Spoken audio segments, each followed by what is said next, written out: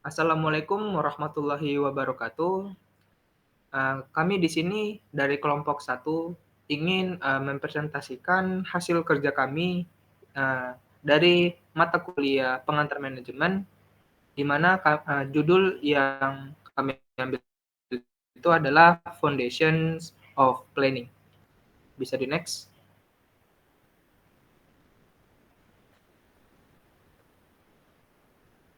Oke. Jadi, untuk kelompok kami itu terdiri dari 3 orang, di mana yang pertama itu ada Nur Hadi Ramadhani, yang kedua ada Muhammad Rafli Putra Alaina Hasibuan, yaitu saya sendiri, kemudian yang ketiga ada Muhammad Fakhri Andika Widyamoko. Bisa di-next? Di sini adalah outline dari kami, di mana yang pertama itu adalah the what and why of planning, yang kedua itu adalah types of plans, yang ketiga itu adalah contingency factors in planning, yang keempat itu adalah objective, the foundation of planning. Nah, yang kelima itu adalah contemporary issues in planning. Bisa di-next? Oke. Di sini, saya akan menjelaskan terlebih dahulu apa itu planning atau perencanaan.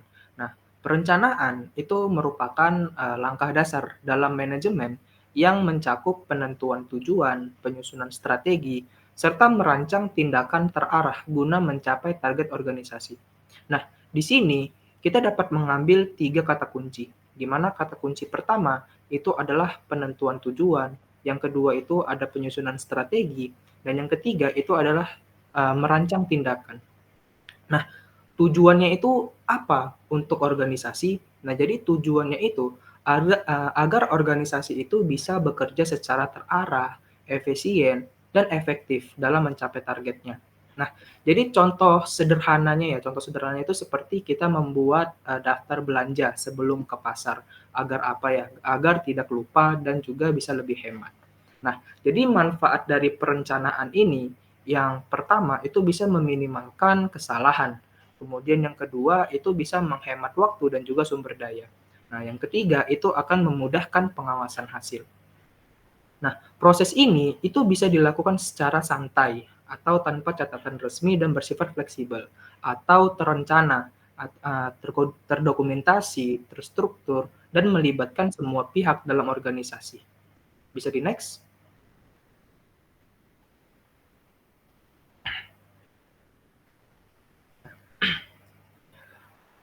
Why do managers plan? Nah, jadi, proses perencanaan ini pastinya kan kita tahu ya bahwasanya akan memakan banyak waktu dan tenaga. Sesuai dengan 3 kata kunci yang kita sebutkan sebelumnya, pastinya, dalam ketiga kata kunci itu pastinya akan memakan banyak waktu dan juga tenaga. Lalu mengapa gitu manajer perlu, merencanakan? Nah, yang pertama itu perencanaan itu akan memberikan arah bagi manajer maupun non-manajer. Nah, jadi, eee perusahaan itu pastinya akan membantu manajer dan juga karyawan untuk memahami kemana tujuan perusahaan atau tim. Nah, jadi dengan rencana yang jelas, semua orang itu akan tahu apa yang harus dilakukan dan kemana harus bergerak. Nah, yang kedua itu adalah perencanaan itu mengurangi ketidakpastian. Nah, mengurangi ketidakpastian maksudnya itu kita tahu ya bahwasanya di dunia bisnis itu kan pastinya ada banyak perubahan gitu. Jadi perencanaan itu akan memungkinkan manajer untuk memprediksi masalah dan menyiapkan solusi sebelumnya, sehingga mengurangi dampak negatif dan juga ketidakpastian. Yang ketiga itu adalah perencanaan meminimalkan pemborosan dan duplikasi. Nah, maksud dari menghindari pemborosan itu maksudnya adalah dengan perencanaan sumber daya seperti waktu, uang, dan juga tenaga itu bisa digunakan secara efisien. Nah, jadi tanpa adanya rencana, mungkin ada pekerjaan yang akan terduplikasi atau sumber daya itu terbuang secara sia-sia gitu. Kemudian yang keempat itu adalah perencanaan menetapkan tujuan atau standar. Nah, menetapkan tujuan dan standar ini maksudnya adalah perencanaan itu membantu menetapkan tujuan yang spesifik dan standar kinerja. Nah, jadi ini itu akan memudahkan untuk mengukur seberapa baik pekerjaan yang telah dilakukan dan apakah tujuan itu telah tercapai. Nah jadi, kalau contoh sederhananya itu seperti, bayangin ajalah ketika kita sedang liburan. Nah, tanpa ada rencana, sudah dapat dipastikan bahwa kita akan bingung mau kemana gitu. Bisa aja kita boros uang atau bahkan tersesat. Nah, tapi dengan rencana dari segi tujuan, kemudian budget, kemudian jadwal, liburan itu bisa jadi lebih lancar dan juga menyenangkan. Nah, begitu juga dengan bisnis. Bisa di-next. Nah, ini adalah, types of plans atau tipe-tipe dari, perencanaan. Bisa di-next. Nah, strategi yang pertama itu adalah, strategic versus operational plans. Nah, rencana strategis ya atau strategik itu adalah panduan jangka panjang yang menjadi kompas seluruh organisasi. Jadi ia ini akan menentukan arah bisnis sekaligus, memetakan posisi perusahaan di tengah persaingan. Jadi rencana ini tuh biasanya sifatnya itu menyeluruh dan juga berfokus pada target besar. Contohnya itu, seperti membuka pasar baru, kemudian mengembangkan produk inovatif, atau menciptakan keunggulan di industri. Nah, kemudian ada operational plans atau, rencana operasional. Nah, jadi operational plans atau rencana operasional itu bersifat jangka pendek dan lebih detail. Jadi, operational plans ini direncanakan untuk, eee, menerjemahkan untuk rencana strategi yang menjadi tindakan nyata. Nah, rencana ini itu biasanya berfokus pada pelaksanaan harian, mingguan, ataupun tahunan seperti target produksi bulanan, alokasi anggaran, departemen, kemudian jadwal pelatihan karyawan. Nah, jadi contohnya itu seperti ini. Untuk mendukung strategi energi terbarukan, tim operasional mungkin merancang proyek pembangunan pembangkit listrik tenaga surya dalam 1 tahun, lengkap dengan timeline dan tanggung jawab tiap tahap. Bisa di-next. Nah, yang kedua itu ada short term versus long term. Nah, rencana jangka pendek ini, akan merujuk pada rencana dengan kerangka waktu kurang dari 1 tahun. Nah, jadi, seringkali bersifat spesifik dan berfokus pada tujuan segera. Contohnya itu seperti termasuk target penjualan triwulanan, kemudian anggaran operasional bulanan, ataupun proyek-proyek dengan tenggat waktu yang singkat. Jadi, rencana ini tuh cenderung lebih rinci dan juga mudah disesuaikan karena dirancang untuk menghadapi tantangan ataupun peluang dalam waktu dekat. Nah, yang kedua itu ada rencana jangka panjang. Nah, jadi rencana jangka panjang itu bisa mencakup periode yang lebih lama dari 5 tahun dan bersifat strategis, berbeda dengan rencana jangka pendek di mana waktunya itu kurang dari 1 tahun. Nah, jadi rencana jangka panjang itu bisa seperti ekspansi bisnis ke pasar global atau inovasi produk besar. Nah, rencana ini itu kurang detail tetapi memberikan kerangka arah jangka panjang, membantu organisasi tetap konsisten dengan visinya meskipun menghadapi perubahan lingkungan. Bisa di-next. Nah, ada spesifik versus directional plans. Nah, jadi dalam mengelola bisnis, kita ini pastinya akan mengenal 2 pendekatan perencanaan yang saling melengkapi. Yang pertama itu adalah rencana rinci. Nah, jadi di mana semua target dan langkah-langkahnya itu ditetapkan secara spesifik. Misalnya, ketika sebuah perusahaan menetapkan target peningkatan penjualan sebesar 20% dalam setahun. Nah, mereka akan merancang secara detail berapa anggaran promosi yang diperlukan, jadwal kampanye pemasaran, hingga pembagian tugas tim. Nah, pendekatan ini itu, memudahkan pelaksanaan karena semua orang tahu persis apa yang harus dilakukan. Tetapi kelemahannya itu ketika terjadi perubahan di pasar gitu yang tidak terduga, rencana yang terlalu kaku ini pastinya bisa menyulitkan penyesuaian. Kemudian di sisi lain juga ada rencana fleksibel yang lebih mengutamakan pedoman umum pada aturan ketat. Contohnya itu ketika manajemen hanya menetapkan, target peningkatan laba antara 5 sampai 10%. Jadi tanpa menentukan cara mencapainya secara detail, pendekatan ini itu memberi, keleluasaan bagi tim di lapangan untuk menyesuaikan strategi dengan kondisi aktual, cocok untuk situasi yang tidak pasti atau proyek-proyek inovatif. Bisa Mas?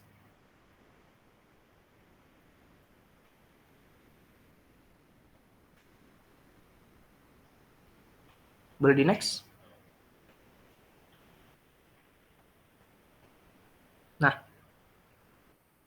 di sini ada single use versus standing plans. Nah, jadi rencana sekali pakai itu dirancang khusus untuk situasi yang unik atau proyek tertentu yang tidak berulang. Contohnya itu ketika perusahaan seperti Walmart ingin membuka 50 gerai baru di Cina dalam waktu 2 tahun.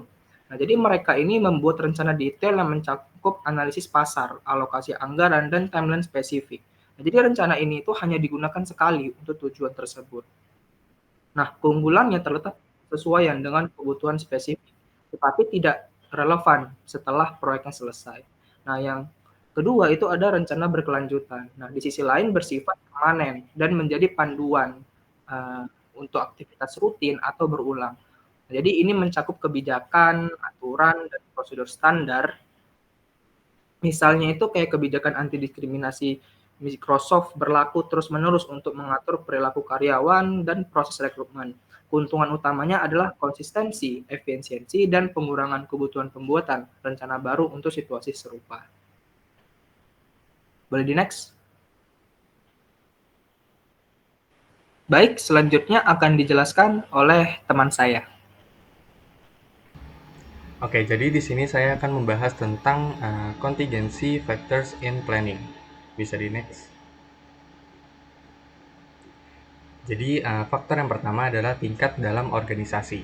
Hubungan umum antara tingkat manajerial dalam suatu organisasi dan jenis perencanaan yang dilakukan, sebagian besar perencanaan operasional mendominasi aktivitas perencanaan manajer tingkat bawah. Seiring naiknya level, manajer dalam hierarki peran perencanaan mereka menjadi lebih berorientasi strategis. Upaya perencanaan oleh eksekutif puncak di organisasi besar pada dasarnya bersifat strategis. Sementara itu, dalam bisnis kecil, pemilik sekaligus manajer tentu perlu melakukan keduanya, yaitu perencanaan operasional dan strategis. Bisa di next. Yang kedua adalah tingkat ketidakpastian lingkungan. Semakin tinggi ketidakpastian lingkungan, rencana sebaiknya lebih bersifat fleksibel dan berfokus pada jangka pendek.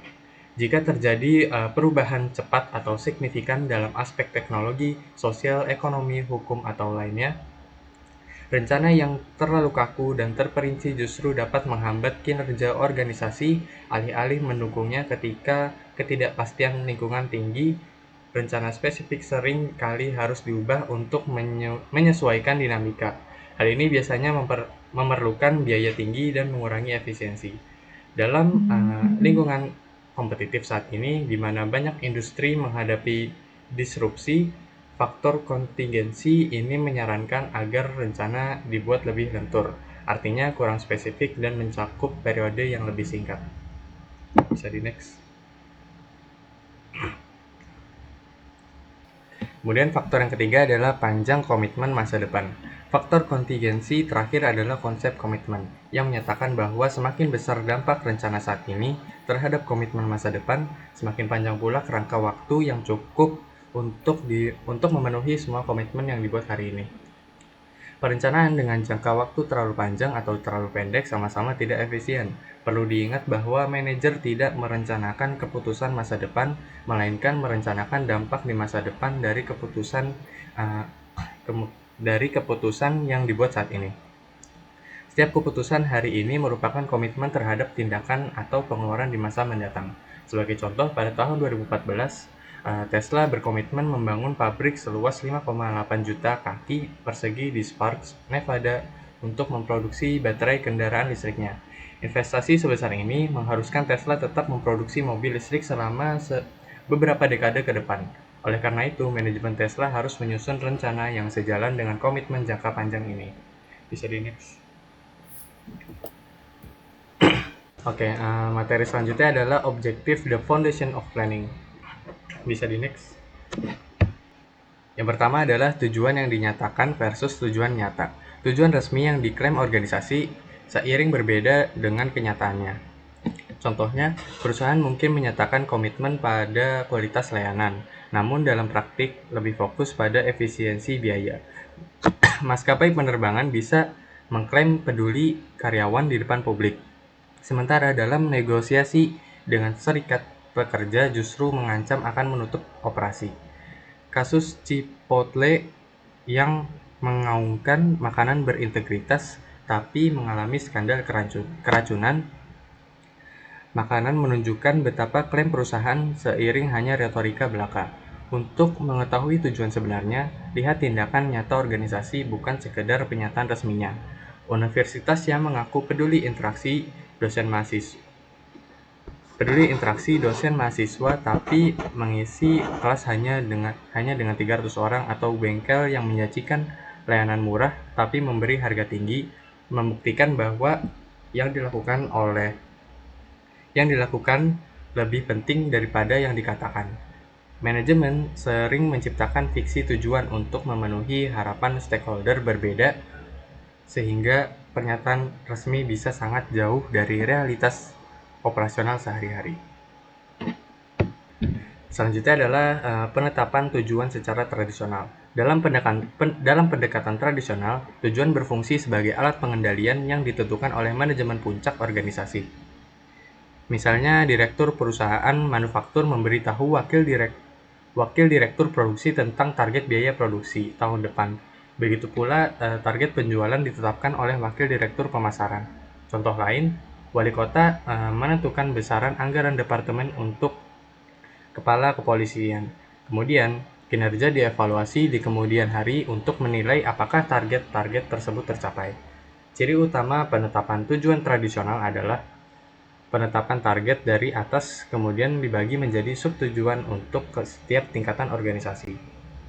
Ini merupakan proses satu arah di mana manajemen puncak menerapkan standarnya ke seluruh level di bawahnya. Pendekatan ini berasumsi bahwa hanya manajemen puncak yang memahami gambaran besar organisasi. Selain bersifat top-down, penetapan tujuan tradisional seringkali tidak operasional. Ketika manajemen puncak menetapkan tujuan organisasi dalam istilah umum seperti laba yang memadai atau kepemimpinan pasar, istilah samar ini harus dijabarkan menjadi lebih spesifik saat tujuan tersebut disalurkan ke bawah. Pada setiap tingkatan, manajer memberikan makna operasional terhadap tujuan tersebut dengan interpretasi dan bias masing-masing. Akibatnya, tujuan menjadi semakin tidak jelas dan kehilangan kesatuan makna saat turun dari level atas ke level bawah organisasi. Bisa di next. Kemudian selanjutnya adalah manajemen by objective. Nah, sebelumnya apakah MBO itu? Manajemen berdasarkan tujuan atau MBO bukanlah konsep baru. Daya tariknya terletak pada penekanannya untuk mengubah tujuan keseluruhan menjadi tujuan spesifik bagi unit organisasi dan anggota individu.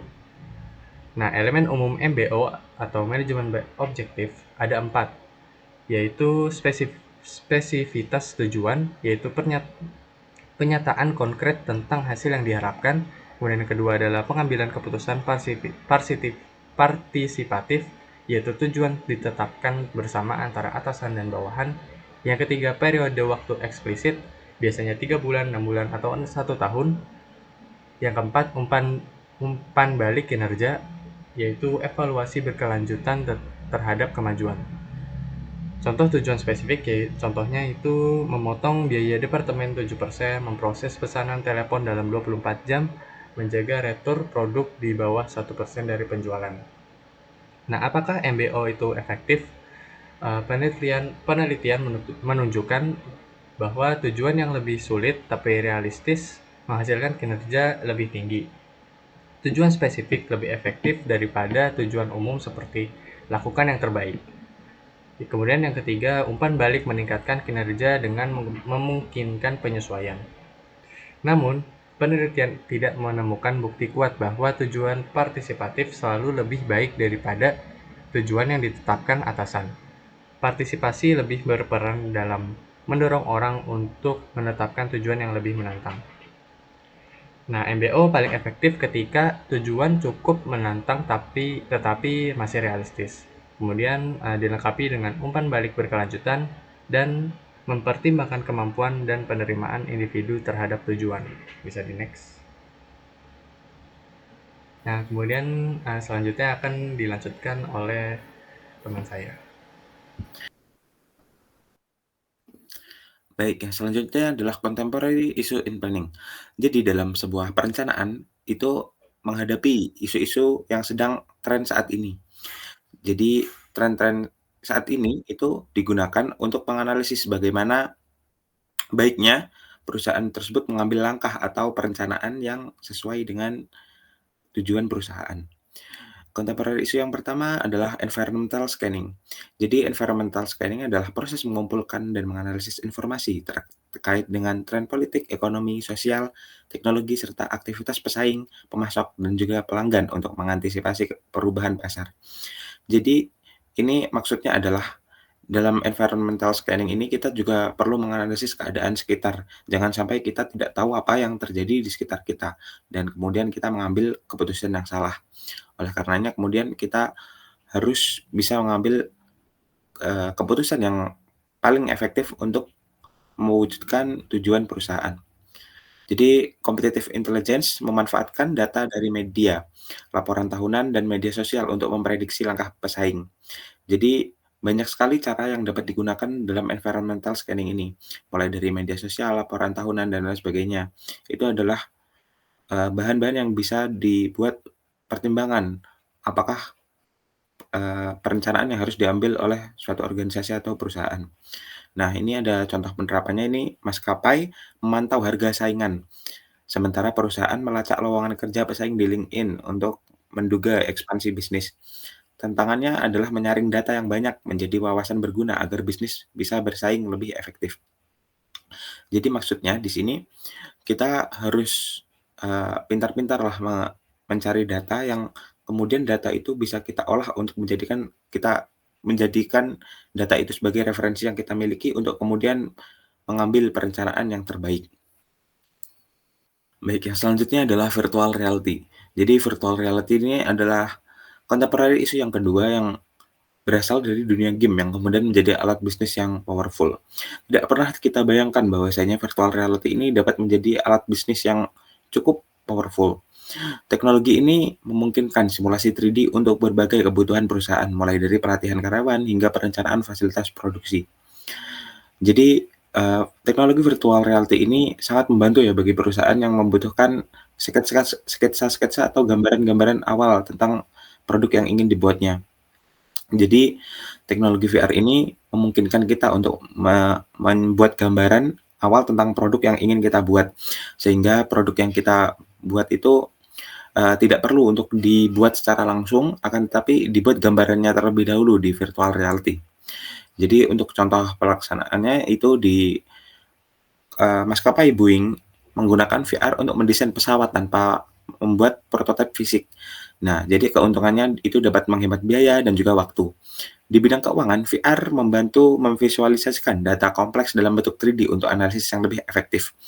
Dengan VR, perusahaan bisa mengambil keputusan lebih akurat sekaligus meminimalkan risiko. Jadi maksudnya di sini virtual reality ini dapat membantu bagaimana, memproyeksikan data-data atau bentuk yang kita inginkan agar kemudian itu dapat bermanfaat bagi perusahaan.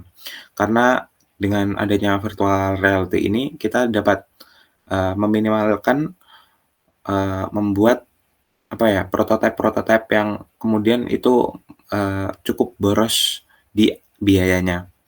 Baik, contemporary issue yang ketiga adalah artificial intelligence. Jadi artificial intelligence ini dapat membantu, dunia bisnis agar kita dibantu AI ini untuk, melakukan analisis atau apapun yang kita inginkan. AI ini sudah, sangat berkembang sangat signifikan beberapa tahun terakhir. Oleh karena itu, ini menjadi salah satu isu yang sangat, berpengaruh dalam perencanaan suatu perusahaan. Contohnya saja suatu perusahaan ingin berinvestasi dalam, bidang seni untuk, menghasilkan foto-foto dengan style tertentu. Nah, akan tetapi hal itu, eee, mungkin sudah kurang efektif pada saat ini karena sudah ada AI yang bisa menggantikannya sewaktu-waktu dan juga lebih cepat. AI sudah, berkembang sebegitu cepat sehingga hal-hal seperti ini, eee, dapat mengurangi, apa ya, mengurangi pekerja-pekerja seni yang masih manual, begitu. Mungkin itu saja dari saya kembalikan ke Rafli. Baik, terima kasih kepada Dani yang sudah menyampaikan materinya dengan baik. Telah sampailah kita di penghujung presentasi. Berikut ini kami tampilkan sumber materi kami. Terima kasih telah mendengarkan isi presentasi kami. Lebih dan kurang kami mohon maaf. Wabillahi taufiq wal hidayah. Wassalamualaikum warahmatullahi wabarakatuh.